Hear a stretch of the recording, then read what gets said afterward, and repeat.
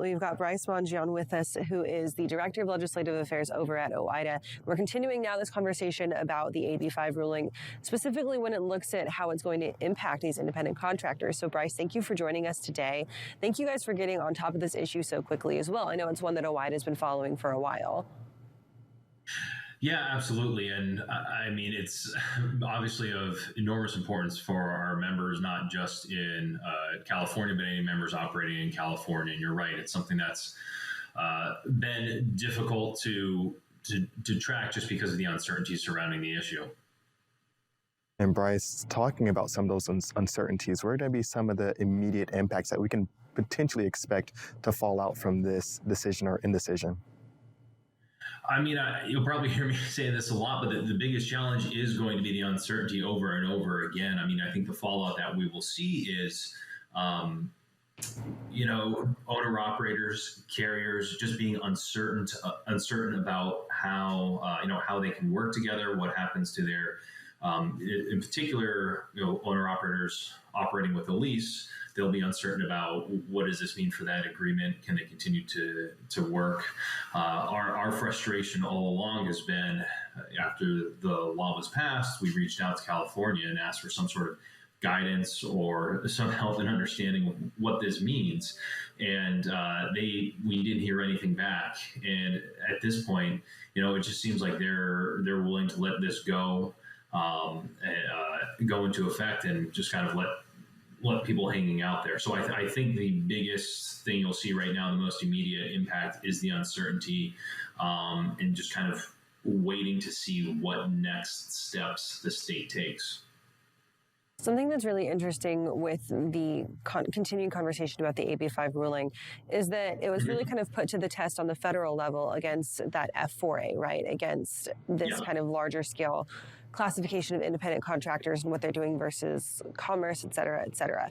And something that we've kind of speculated on is how does it open up the opportunity for other states to pass the same type of legislation if we know now that there's a precedent set that the Supreme Court doesn't necessarily need to hear about it on a federal level.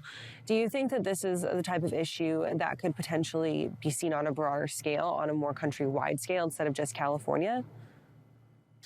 I think there's the opportunity, and in some ways that could maybe even make it more of an interest to the Supreme Court, because if you have different states and different districts doing different things, coming up with different laws and different rulings or interpretations, maybe that brings out the sort of conflict on this issue that the Supreme Court would be interested in hearing.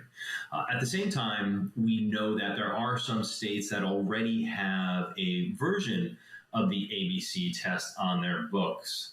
And that's really what gets so complicated about this is, whether or not this violates, federal preemption under the F4A, or whether or not it violates some other law, can really come down to the specifics of the ABC test and how it's implemented.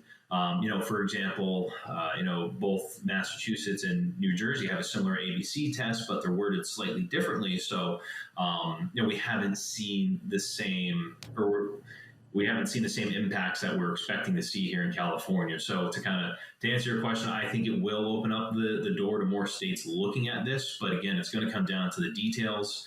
And if more states do pursue this, I think, I know there will be continued challenges, in the courts.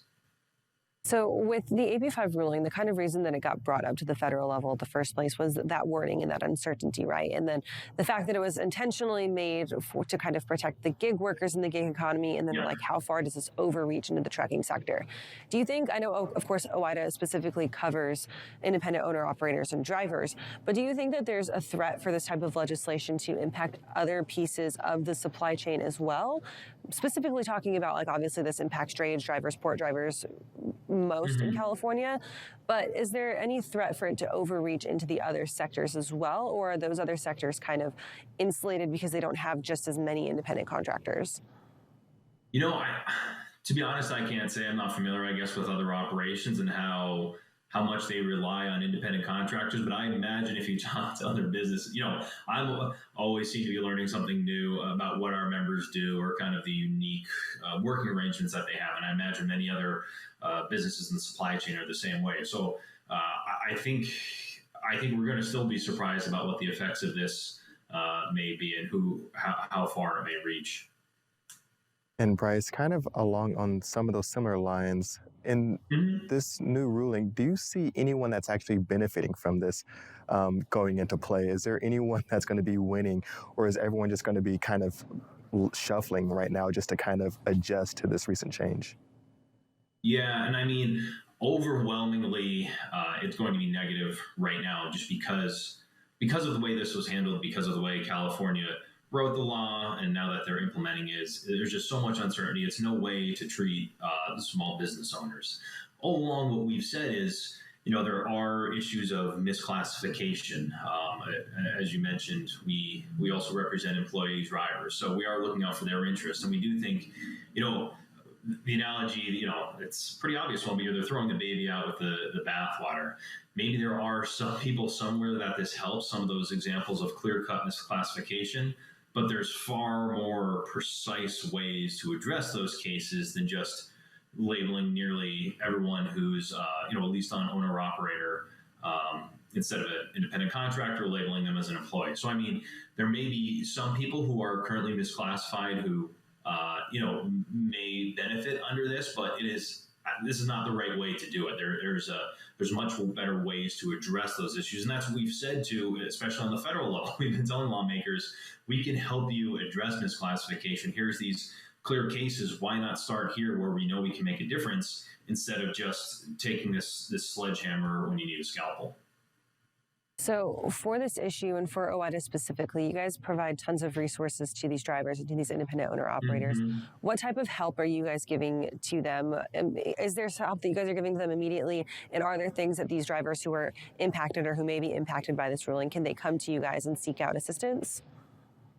Yes, so contacting OIDA, our members contact our business services department, and they can get answers on, this or any other questions that come up. I think right now we're giving the best information that we can. We're still kind of gathering all the information that we can. In part, it's also us hearing from our membership about what they're experiencing. I think that's going to inform some of what we're able to tell our members. So I think the best way is, OIDA.com, where you can find out more about our association, become a member, and talk to our business services department. Also fightingfortruckers.com. That's our advocacy website. Probably not as much on the business side, but still staying up to date on what's going on legislatively. So, we're doing our best to get this information out to our members. But like I said, it's in some ways going to depend on how California interprets this and what new decisions come down. Well, Bryce, thanks so much for joining us this morning, and it's excellent to have a resource for a lot of those that will be dealing with these uncertain times. We look forward to catching up with you again as the situation continues to develop. Great. Thank you. Thank you for having me on. Absolutely. It's always good to get the folks at OIDA and to get their perspective as well. We'll continue this conversation about AB5 with some different perspective from both the drayage side, and then we're going to have some legal implications on as well. So I think we've got a good little well-rounded block about this issue. We do indeed, and kudos for producing all of this and pulling it all together, Katie. We'll be right back after this short break. Don't go anywhere.